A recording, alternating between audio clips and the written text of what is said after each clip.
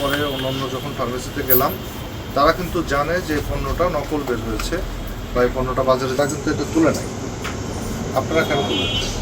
Sir এই international agency sir 5 বছর যাবত বিজনেস করা হচ্ছে। ওই কোম্পানির প্রতিনিধি স্যার এখানে জানি না স্যার, এটা হলো 2 নম্বর। তা আমাদের অবগত করেন না কিংবা লিগাল নোটিশ দেয় না, দেন ইন্টারন্যাশনাল এজেন্সি আদৌ নাই, এরকম কোনো লিগাল নোটিশ দেয় না আমাদের। যেটা করণীয়, কোন ওষুধ আসল নকল সবার আগে আমি যেটা বলবো আপনারা জানবেন, অন্য বা অবৈধ যে ওষুধই বলেন সেটা বিক্রয়ের জন্য আইন কি বলে জানেন? আইন কি আনছেন নাকি জানেন না?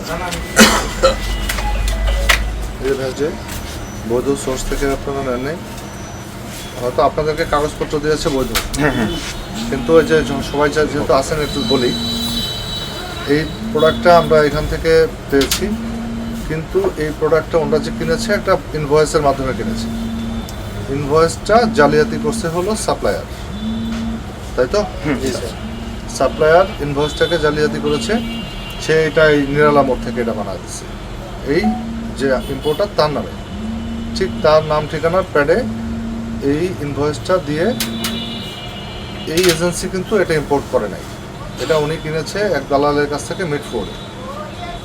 তার মানে হচ্ছে তিনি এটা স্বীকার করেছেন যে এই পণ্যটা উনি অবৈধ সোর্স থেকে এনেছে এবং এটা উনি জেনে বুঝে আনছে যে এটা অবৈধ ওষুধ।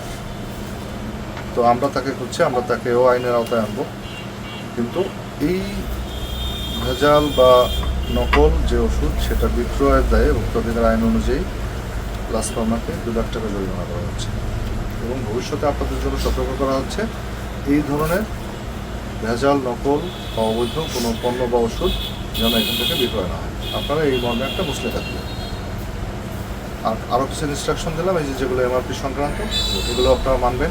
আমরা কিন্তু মাঝে মাঝে আপনাদের এটা মনিটর করবো যে আপনারা ঠিকঠাক করছেন কিনা, আপনাদের আস্থা ভরসার জায়গাটা যেন ঠিক থাকে। জি স্যার, ঠিক আছে। জি স্যার, ক্লিয়ার হয়েছেন সবাই? শিয়া বাটার ও ভিটামিন ই সমৃদ্ধ লিলি বিউটি সোপ, তারুণ্যময় উজ্জ্বল ত্বকের জন্য।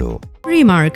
ধন্যবাদ। আমাদের কাছে বিশেষ করে গত বৃহস্পতিবার রাতে অতিরিক্ত জেলা ম্যাজিস্ট্রেট স্যারের নির্দেশনায় আমরা একটা অভিযোগ পাই, সেই অভিযোগের ইনভেস্টিগেশনে আছি। আমরা এখান থেকে কিছু ওষুধ জব্দ করে নিই, যেটা বাইরের দেশে বিশেষ করে জার্মানির বলে এখানে বিক্রি হয়েছিল, এবং সেই ওষুধটা একজন পেশেন্টের বডিতে পুশ করা হয় এবং তার কিছু সাইড এফেক্ট দেখা যায়।